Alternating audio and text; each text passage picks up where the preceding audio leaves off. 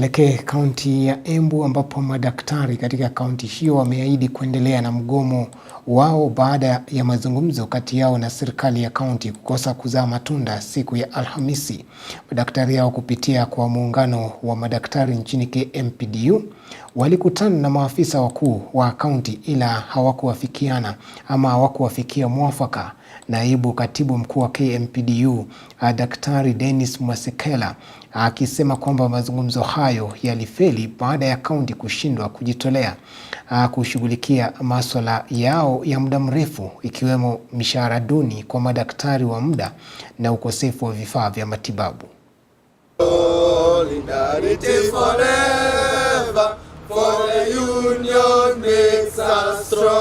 I can assure you that this is work in progress and the strike was not necessary.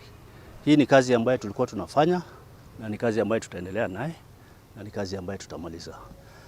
Lakini tumekubaliana pia hata sisi wale ambao hawatakuwa kazi Jumatatu hatutawalipa mshahara. Hii budget tulitengeneza ya hii mwaka tulikuwa tumeshaweka makadirio ya kufanya promotions za madaktari wetu wote. Lakini katika kila jambo mkiona hata kwa unions pia kunakuwa na siasa na kuna uchaguzi ambaye inakuja mwaka ujao.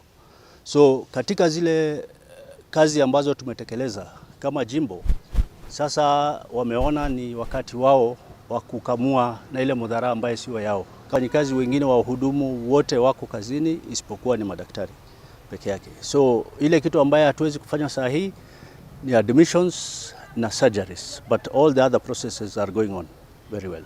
We are willing to have a conversation, even if it just means for now we sort out the specialists, give them their letters because of time.